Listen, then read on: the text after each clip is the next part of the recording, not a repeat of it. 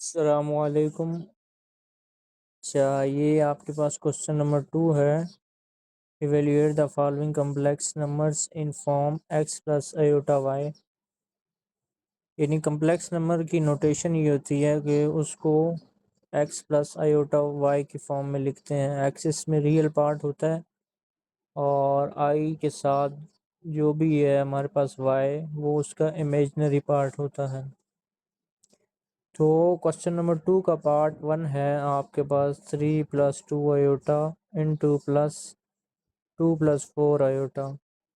तो यानी ये दो कम्प्लेक्स नंबर, इनको आपस में ऐड करना है।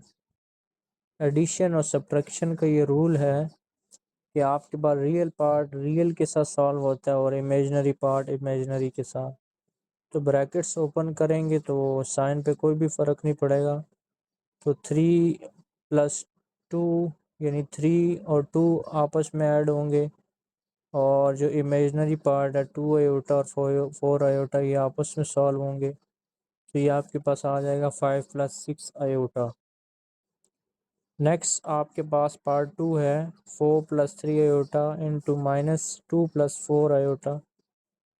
तो इसी तरह सॉल्व होंगे। माइनस से ये होगा कि जो सेकंड टर्म है उनके साइन चेंज हो जाएंगे।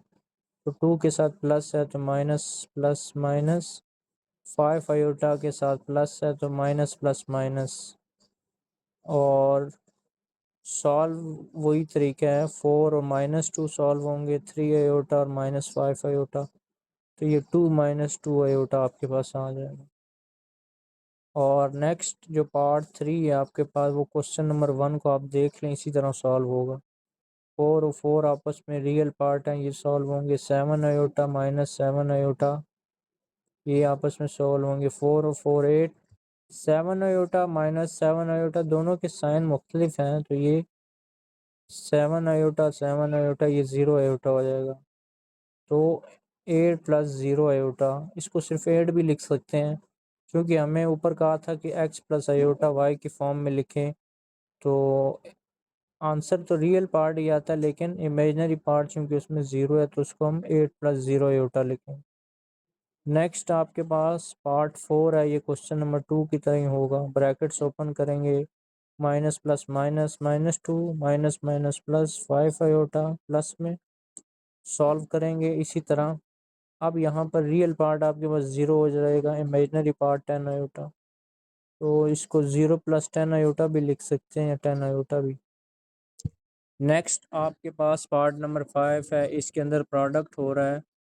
तो प्रोडक्ट के अंदर जो है ये रिस्ट्रिक्शन नहीं होती, आप रियल को इमेजनरी के साथ, रियल को रियल के साथ, इमेजनरी को रियल के साथ, इमेजनरी को इमेजनरी के साथ मल्टीप्लाई कर सकते हैं।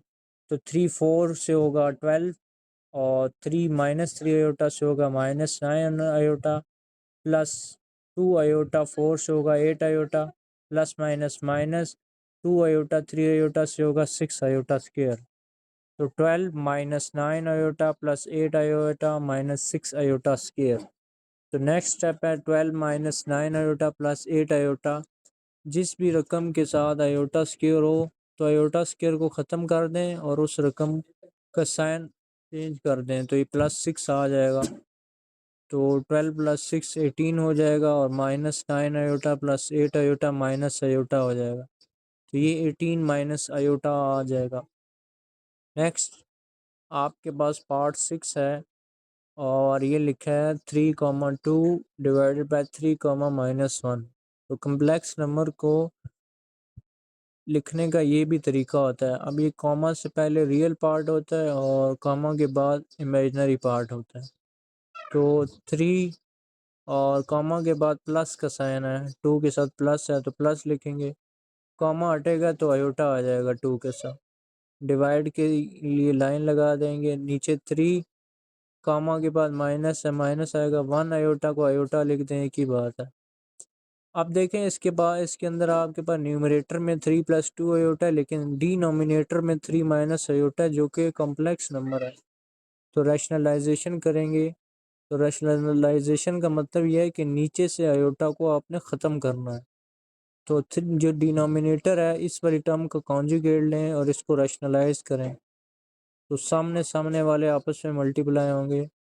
अब इसमें हमेशा ये याद रखें कि डिनोमिनेटर वाला पार्ट है, ये दोनों सेम टर्म्स होती हैं विद ऑपोजिट साइंस। इसका तरीका ये है कि पहली रकम का स्क्वायर दरमियान में हमेशा माइनस, दूसरी रकम का स्क्वायर यानी 3 का स्क्वायर 9, फिर माइनस प्लस माइनस, फिर दूसरी रकम आयोटा, आयोटा का स्क्वायर। ऊपर भी ऐसे सॉल्व होगा तो 9 + 1 10 हो जाएगा। तो ये 9 + 3 iota 6 iota 9 iota 2 iota square, iota square के साथ +2 है तो ये -2 हो जाएगा। 9 - 2 करेंगे 7 + 9 आयोटा डिवाइड बाई 10, 7/10 + 9/10 आयोटा। तो ये रियल और इमेजिनरी पार्ट का मजमू आपके पास एक कम्प्लेक्स नंबर बन गया। नेक्स्ट आपके पास क्वेश्चन नंबर 7 है। इसमें प्रोडक्ट के अंदर 3 कॉम्प्लेक्स नंबर हैं, तो पहले दो को सॉल्व करेंगे। अब देखें पहले दो के अंदर आप देखें दोनों रकमें सेम हैं लेकिन साइन ऑपोजिट हैं, तो इसके अंदर वही फार्मूला जो मैथ में हम पढ़ते हैं, a + b × a - b = a² - b²। तो पहली रकम 1 है तो 1 का होल स्क्वायर, फिर प्लस माइनस माइनस, फिर दूसरी रकम आयोटा, आयोटा का स्क्वायर। तो third complex number as it is आ जाएगा। 1 का स्क्वायर 1, फिर आप देखें आयोटा का स्क्वायर, आयोटा स्क्वायर ही आएगा तो आयोटा स्क्वायर -1, -1 और ये वाला माइनस माइनस माइनस +1 हो जाएगा। तो ये 2 हो जाएगा, तो 2 अंदर दोनों रकमों से 2 2 ज़ार 4, 2 आयोटा आ जाएगा। तो 4 + 2 आयोटा आपके पास एक कम्प्लेक्स नंबर। नेक्स्ट और लास्ट पार्ट है इसका 1/2 + 3 आयोटा, यानी ये एक कम्प्लेक्स नंबर फ्रैक्शनल फॉर्म में दिए हैं। आप देखें डिनोमिनेटर में कम्प्लेक्स नंबर है तो आपने रैशनलाइजेशन करनी है।